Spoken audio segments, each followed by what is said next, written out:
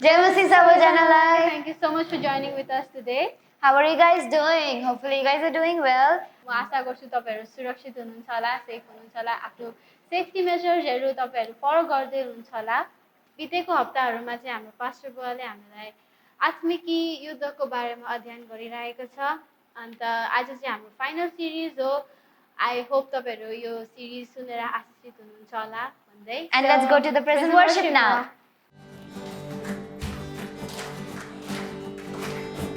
तपाईको दया जीवन भन्दा श्रेष्ठ, तपाईको दया जीवन भन्दा श्रेष्ठ, धन्यको भन्छु स्तुति म गाउँछु, तपाईको दया जीवन भन्दा श्रेष्ठ।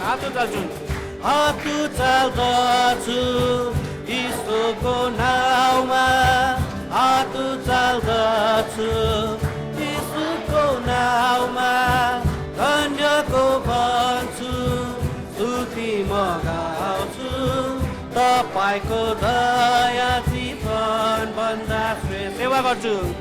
सेवा गर्छु प्रभु सारा हृदयले, सेवा गर्छु प्रभु सारा हृदयले, धन्यको भन्छु स्तुति म गाउँछु, तपाईको दया जीवन भन्दा श्रेष्ठ। न त बलले न शक्तिले प्रभु भन्छन् मेरो आत्माले, न त बलले न शक्तिले प्रभु भन्छन् मेरो आत्माले। यो पहाड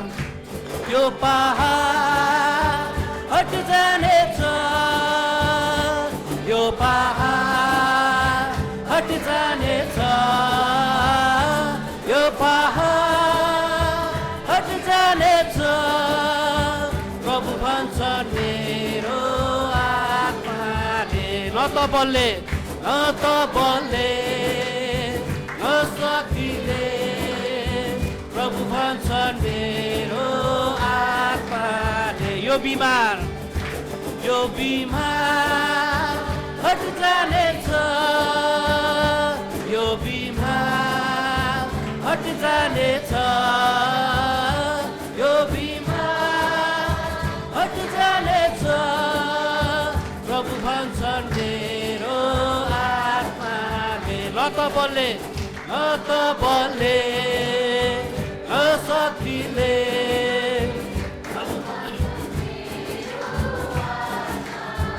यो शैतान हट जानेछ, यो शैतान हट जानेछ, यो शैतान हट जानेछ, प्रभु भन्छन् मेरो आत्माले। न त बलले न शक्तिले प्रभु भन्छन् मेरो आत्माले, प्रभु भन्छन् मेरो आत्माले। ल जाऊ है सियोनसम्म, लजाऊ है सियोनसम्म, लजाऊ है सियोनसम्म, लजाऊ है सियोनसम्म, यीशुको नगरमा। जय हालेलुया, जय हालेलुया, जय हालेलुया, आनन्द मनाऊ। सियोनको राजा येशू, सियोनको राजा येशू, सियोनको राजा येशू, राज गर्दै जाऊ। जय हालेलुया, जय हालेलुया, जय हालेलुया, आनन्द मनाऊ। नाच्दै जाऊ सियोनमा, नाच्दै जाऊ सियोनमा, नाच्दै जाऊ सियोनमा, प्रेमी यीशु कहाँ।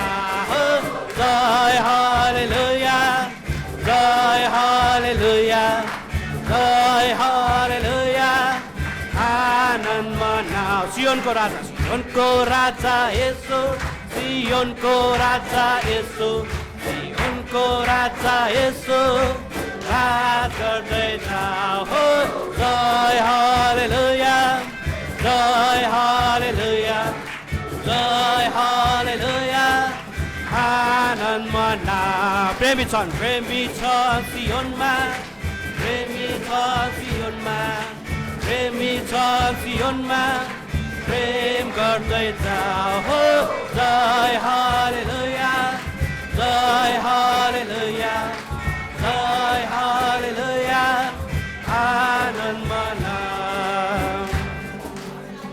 हालेलुया यस परमेश्वर साँच्चै नै तपाईँ सियोनको राजा तपाईँ हुनुहुन्छ हो लर्ड साँच्चै नै तपाईँ प्रेमीहरूका प्रेमी परमेश्वर हुनुहुन्छ आज हामीलाई एकमात्र प्रेम गर्ने परमेश्वर तपाईँ हुनुहुँदछ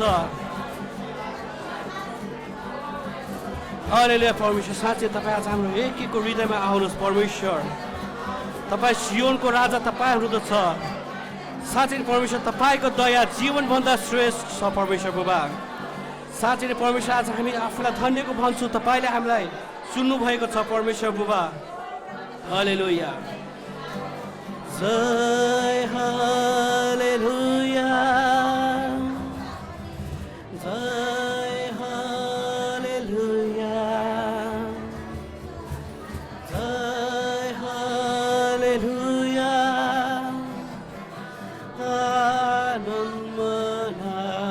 यस साँच्चै परमेश्वर आज हामी तपाईँलाई पाएर आज हामी आनन्द मनाउँछौँ परमेश्वर हामी जोरदार ताली बजाएर हामी परमेश्वरलाई हामी स्वागत गर्नेछौँ हो लर्ड हालेलुया परमेश्वर आज हामी तपाईँलाई स्वागत गर्दछौँ आज हाम्रो माझमा तपाईँ आउनुहोस् परमेश्वर बुबा हालेलुया यस परमेश्वर हो लर्ड हालेलुया परमेश्वर साँच्चै आज एकैको हृदयमा तपाईँ आउनुहोस् परमेश्वर बुबा आज साँच्चै नै हामीलाई तपाईँको खाँचो छ परमेश्वर बुबा हो परमेश्वर बुबा तपाईँको साँच्चै आज हामीलाई खाँचो छ परमेश्वर हालेलुया यस लर्ड हालेलुया येशू हामी उचाल्छौँ राजा घोषणा गर्दछौँ तपाईँलाई हाम्रो बिचमा प्रशंसा साथ उचाल्दछ हाम्रो स्तुति महाराज हाम्रो स्तुति महाराज गर्नु हो फेरि एकपल्ट हाम्रो स्तुति महाराज गर्नु हो हाम्रो स्तुति महाराज गर्नु हो आउनुहोस् यीशु राज गर्नु हो आउनुहोस् यीशु आउनुहोस् यीशु राज गर्नु हो यीशु हामी उचाल्छौँ यीशु हामी उचाल्छौँ राजा घोषणा गर्दछ तपाईँलाई हाम्रो बिचमा प्रशंसा साथ उचाल्दछ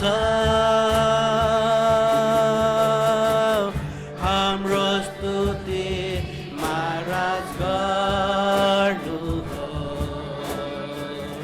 हाम्रो स्तुति महाराज गर्नु होस् फेरि एकपल्ट हाम्रो स्तुति महाराज गर्नु हो हाम्रो स्तुति महाराज गर्नु हो आउनुहोस् यीशु राज गर्नु हो आउनुहोस् यीशु राज गर्नु हो आज हामी एक एकले भन्दछौँ परमेश्वर आउनुहोस् आज हाम्रो जीवनमा राज गर्नुहोस् आज हामी परमेश्वरलाई हाम्रो माथिल्लो स्थानमा हामी राख्नेछौँ आज परमेश्वरलाई हामी तल होइन तर आज परमेश्वरलाई हामी शिरमा राख्नेछौँ आज एक एकले भन्दछौँ परमेश्वर आज हाम्रो जीवनमा राज गर्नुहोस् आज हाम्रो जीवनमा परमेश्वर मात्र राज गर्नुहुने परमेश्वर हुनुहुन्छ हालेलुया यो साँच्चै परमेश्वर आज हाम्रो जीवनमा राज गर्नुहोस् परमेश्वर होस् हालेलुया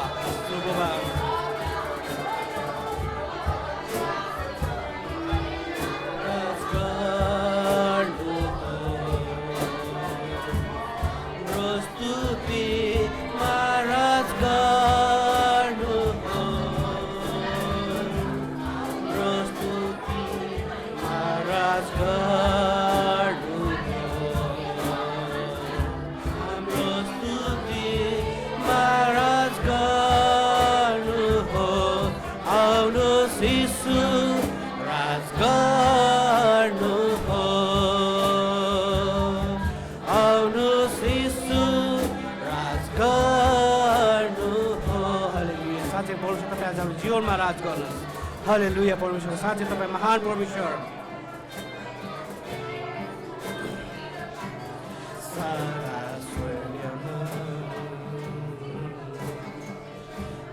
तपाईँको नाम अति उच्च छ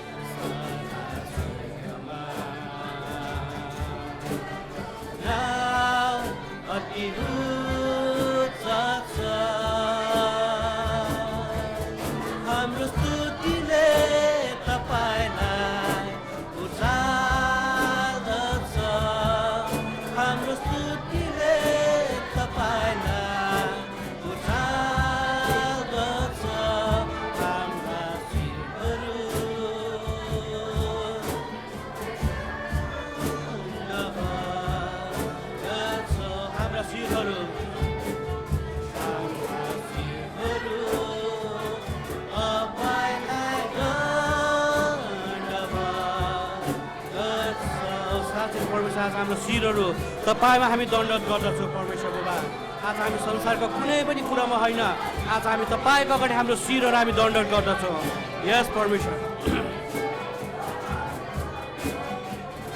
परम प्रभु मेरो गोठालो हो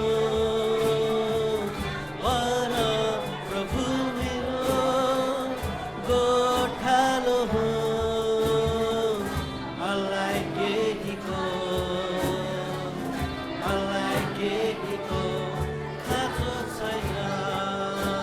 एकपल्ट भन्ने छ परम प्रभु मेरो गोठालो हो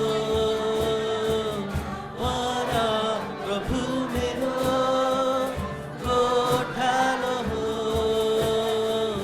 मलाई केहीको खाँचो छैन उहाँले मेरो शिरहरूलाई उहाँले मेरो शिरहरूलाई अभिषेक गर्नुहुन्छ उहाँले मेरो शिरहरूलाई उहाँले मेरो शिरहरूलाई अभिषेक गर्नुहुन्छ मेरो कचौरा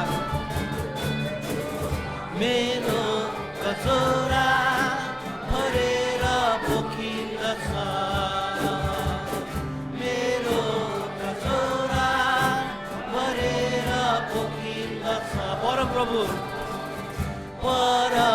प्रभु मेरो गोठालो हो परम प्रभु मेरो गोठालो हो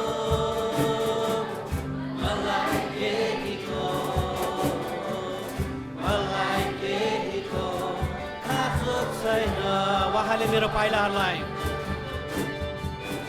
उहाँले मेरो पाइलाहरूलाई चिप्लन दिनुहुन उहाँले मेरो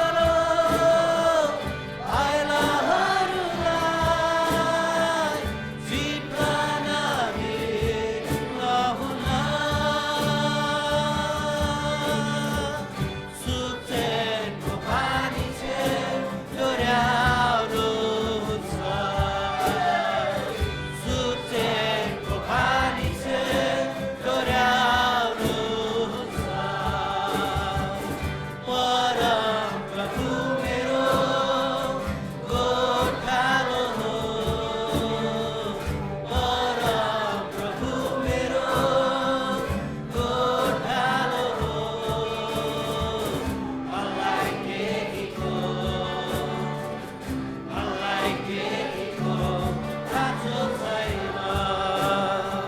साँच्चै नै परमेश्वर तपाईँ हाम्रो गोठालो हुनुहुन्छ। आज हामी एक एकले साँच्चै नै परमेश्वरलाई हाम्रो गोठालो बनाउनु पर्नेछ।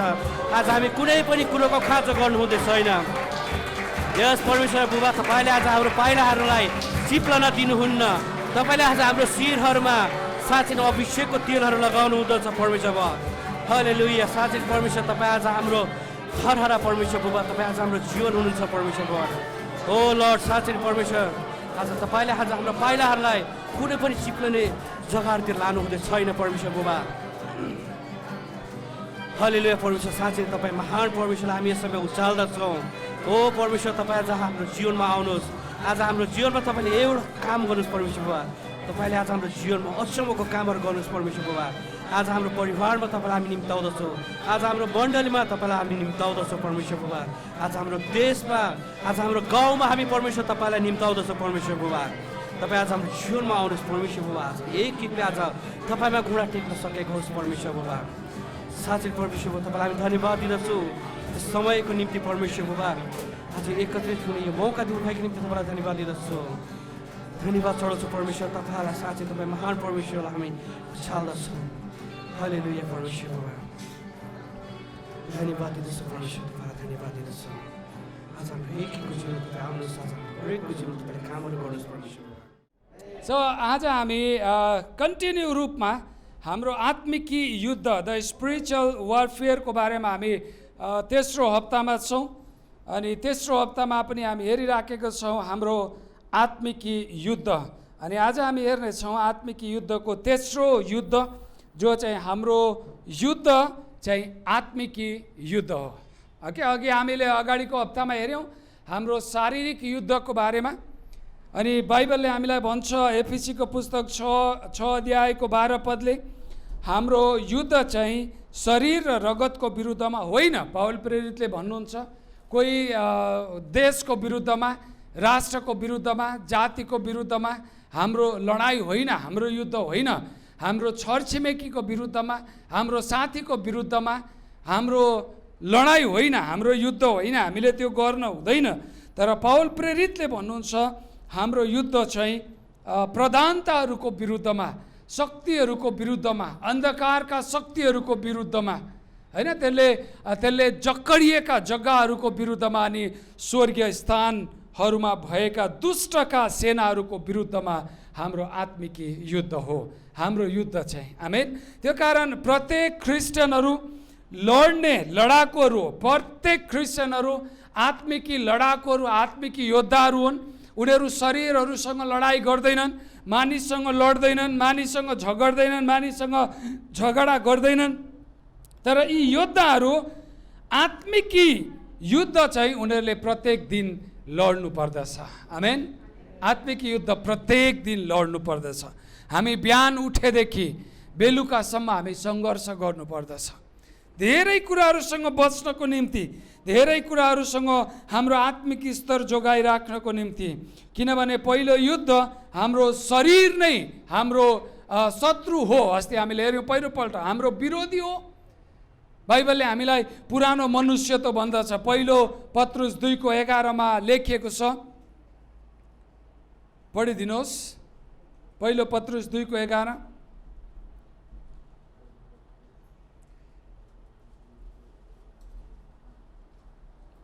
प्रिय हो, म तिमीहरूलाई आग्रहपूर्वक बिन्ती गर्दछु कि विदेशी र प्रवासी हौ भनी जानेर तिमीहरूका आत्माको विरुद्धमा लडाइँ गर्ने शारीरिक अभिलाषाहरूबाट अलग रहो। आमेन।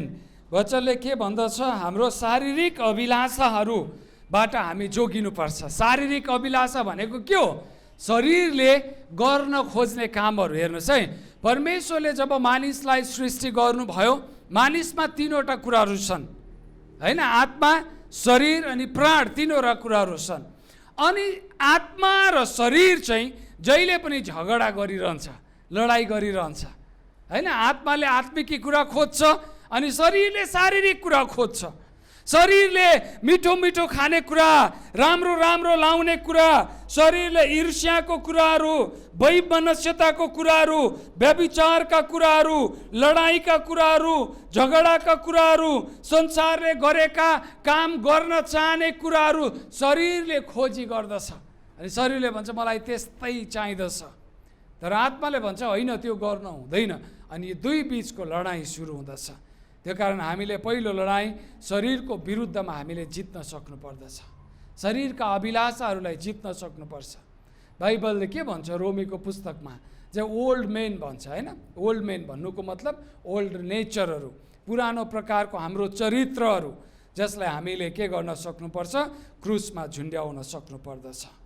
वी सुड किल द्याट, हामीले त्यसलाई मार्न सक्नुपर्दछ। अनि दोस्रो कुरा हो हाम्रो दोस्रो शत्रु चाहिँ वर्ल्ड, द संसार हामी भन्दछौँ। संसार भन्नाले संसारका मानिसहरू, संसारका व्यक्ति होइन, तर फिलोसोफी अफ द वर्ल्ड, संसारको एउटा फिलोसोफी, एउटा चरित्र, एउटा तरिका, एउटा जुवा जुन छ, त्यो जुवामा हामी नारिनु हुँदैन। वचन हामीलाई यो कुरा भन्दछ, हामी नारिनु हुँदैन।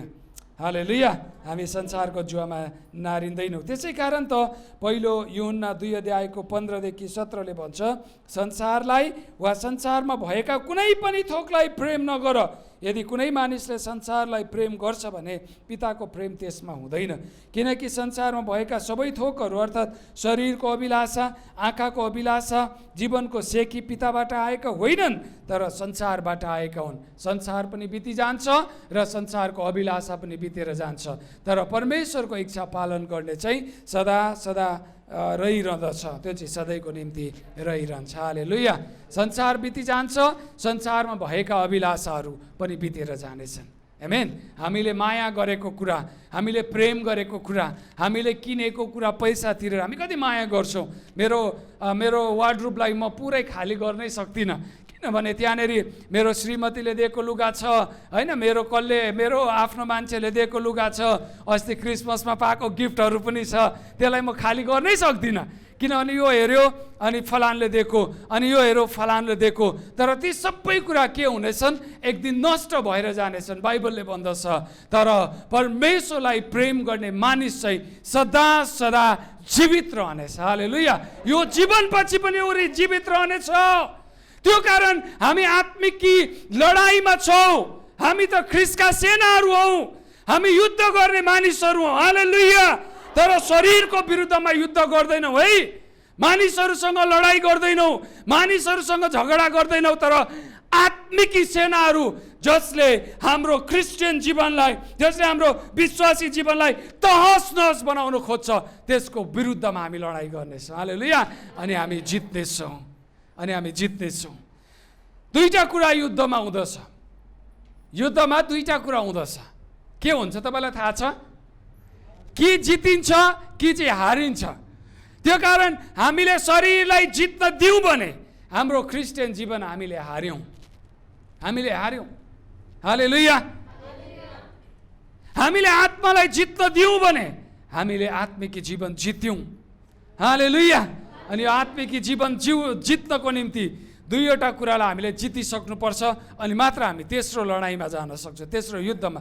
पहिलो कुरा हो शरीरका अभिलाषाहरूबाट हामी जोगिनु पर्दछ।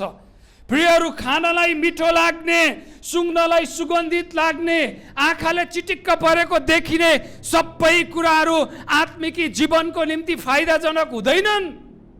हामी विचार गर्छौँ ओ चिटिक्क परेको यति सुन्दर छ, आदम र हब्बाले किन पाप गरे अनि त्यो पाप किन हामीमा सर्दै आयो? तपाईँलाई थाहा छ? हब्बालाई शैतानले जाँच गर्यो, परीक्षा गर्यो। हे हब्बा, अदनको बगैँचामा भएको कुनै फल नखानु भन्नुभएको छ परमेश्वरले? अनि उसले भने हो, परमेश्वरले भन्नुभएको छ, यो बगैँचामा भएको यो बीजको रुखको फल चाहिँ तिमीले नखानु भन्नुभएको छ। अनि शैतानले भन्छ होइन होइन, परमेश्वरले गलत गर्नुभयो, तिमीहरूलाई गलत सिकाउनु भयो, गलत भन्नुभयो। जुन दिन तिमीले त्यो फल खानेछौ तिम्रो आँखा खुल्नेछ। अनि वचनले भन्दछ हब्बाले त्यो आँखा खुल्ने कुराको चाहना गरिन्। चाहना, हेर्नुहोस्, गलत प्रकारको डिजायर, गलत प्रकारको इच्छा। ओ यो गर्दा हुन्छ होला, त्यो गर्दा हुन्छ होला। अनि वचनले लेखेको छ त्यो फल हेर्दामा सुन्दर थियो, खानमा मिठो थियो। कोही बुद्धिमान हुन चाहन्छ भने त्यो फल खानुपर्छ भनेर उनले विचार गरेर त्यो फल टिपेर खाइन नि परमेश्वरको सङ्गतिबाट टाढा भइन्। अनि आज विश्वलाई नै उनीहरूले परमेश्वरको सङ्गतिबाट टाढा बनाइदिए। संसारमा लडाइँ कहाँबाट आउँछ? झगडा कहाँबाट आउँछ? व्यभिचार कहाँबाट आउँछ, नराम्रो कुराहरू कहाँबाट आउँछ, हामी मानिसमा रिस कहाँबाट आयो। सानो बच्चा जन्मिँदादेखि नै उसले भनेको समयमा भनेको कुरा पाएन भने गरेर रिसाउँछ, हो कि होइन? आफ्नै कहाँबाट सिकेको उसले? आमा बुवाले सिकाउनु पर्छ, यसो गर भन्नुपर्छ, पर्दैन, उसले अटोमेटिकली सिकेर आउँछ। किन? आदमबाट बग्दै आउँदैछ त्यो पाप। प्रियहरू, हामीले शरीरलाई जित्न सक्नु पर्दछ। अनि संसारको कल्चरहरू हामी हेर्दछौँ, ओ त्यो डान्स बारमा मान्छे नाचिरहेको के हुन्छ, हामी पनि नाच्दा, हामी पनि नाचिदिउँ। फलाना ठाउँमा मान्छे गइराखेको छ, हामी जाँदा के हुन्छ, हामी पनि गइदिउँ। संसारको चालसँगै हाम्रो चालहरू मिलाउन थाल्छौँ। संसारको खुट्टाहरू सँगसँगै हाम्रो खुट्टाहरूमा ओहो ओहो सुरु भइहाल्छ। प्रियहरू, हामी संसारको एउटै जुवामा नारिनु हुँदैन। हालेलुया भन्नुहोस् त, म संसारको जुवामा नारिँदिन, किनभने म विश्वासी हुने। त विश्वासी भएपछि नारिनु हुन्छ? हुँदैन। संसारको जुवामा फलानाले स्वाट्ट खाइदियो, मैले स्वाट्ट खानुहुन्छ? किन? किनभने म विश्वासी हुँ। हालेलुया, म त प्रभुको कुरा मान्ने व्यक्ति हुँ। धेरैजना मान्छेले शरीर र संसारलाई जित्न सकेका छैनन्, त्यसै कारण उनीहरू आत्मिकी लडाइँ लड्न सकेको छैनन्। प्रियहरू, आत्मिकी युद्ध लड्न सकेको छैनन्। त्यसै कारण ख्रिस्टलाई धारण गरेर ख्रिस्टधारी मात्रै भएका छन्। होइन, नयाँ नाम राखिदिनु भयो, ख्रिस्टधारी। ख्रिस्टलाई धारण गरेको, ग्रहण गरेको, विश्वास गरेको, होइन, बप्तिस्मा लिएको, बाइबल पढेको, चर्च गएको, सेवा सङ्गति गरेको, तर के भएको? उद्धार पाएको, सुधार नभएको हुन्छ नि। उद्धार चाहिँ पाएको तर सुधार चाहिँ नभएको।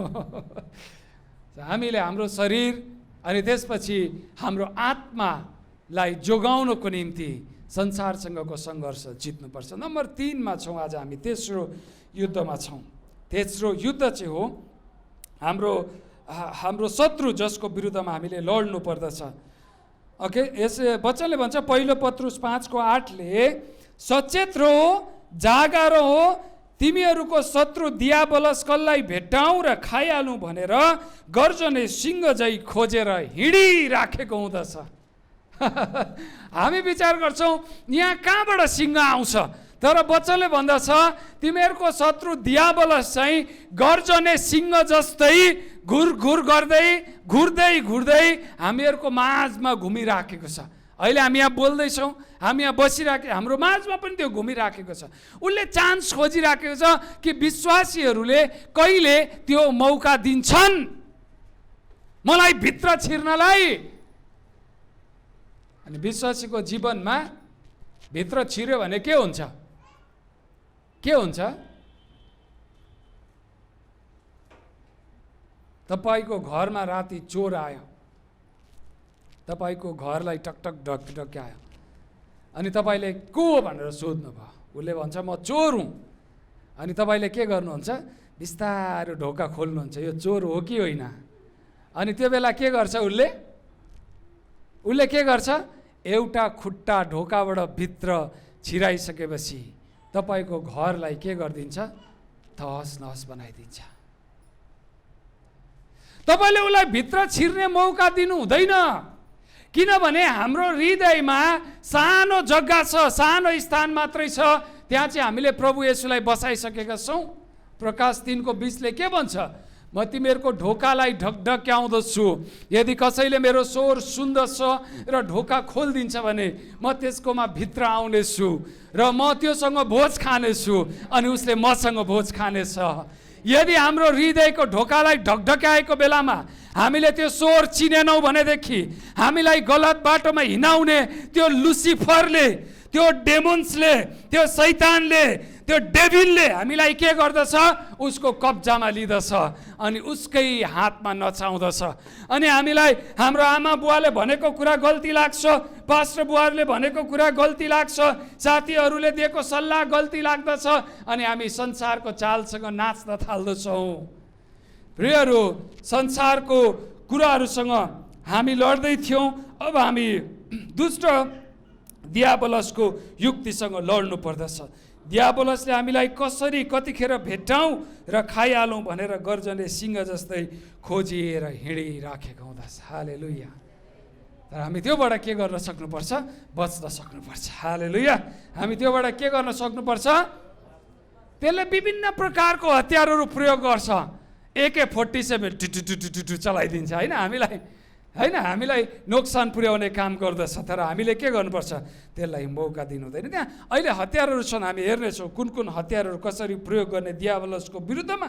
त्योभन्दा पहिला 12 पदलाई हामी अलिकति हेर्नेछौँ। हाम्रो लडाईँ शरीर र रगतको विरुद्धमा होइन, तर प्रधानताहरूको विरुद्धमा।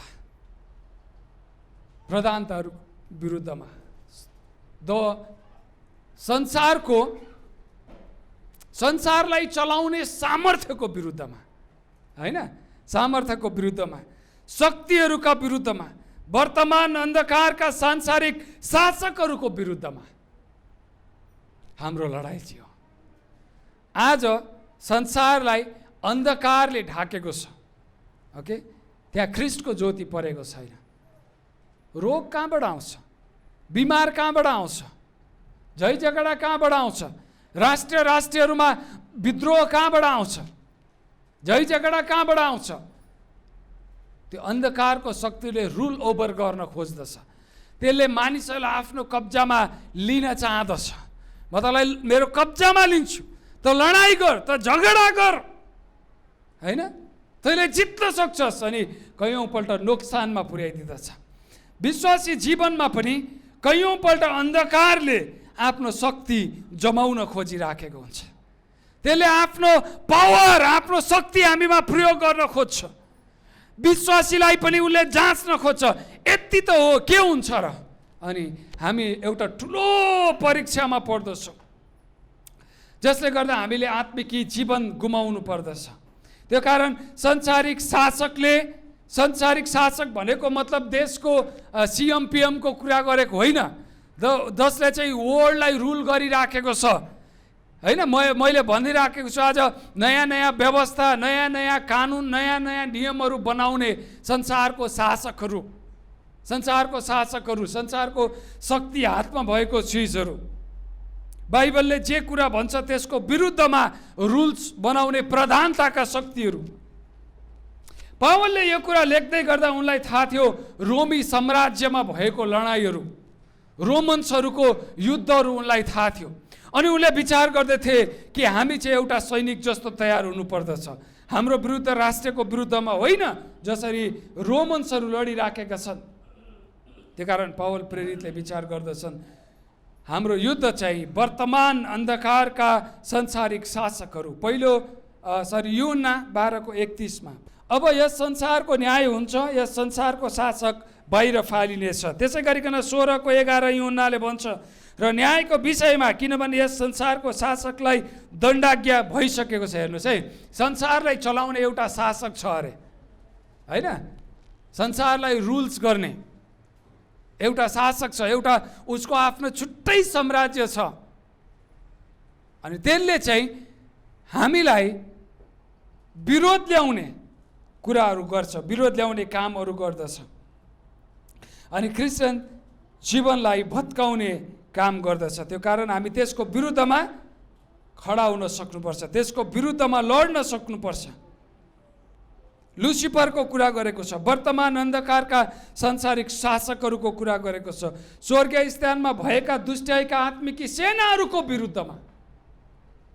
माइकल स्वर्गदूतले दानियलको पुस्तकमा माथि युद्ध गरेको कुरा तपाईँले पाउनुहुन्छ यदि दानियलको किताब पढ्नुभयो भनेदेखि। माथिल्लो स्तरमा होइन, हाम्रो विरुद्धमा आउने अग्निबाणहरू, रोगहरू, बिमारहरू होइन, कष्टहरू, दुःखहरू, समस्याहरू, परीक्षाहरू छेक्नलाई स्वर्गदूतहरू तयार भएर बसेका छन्।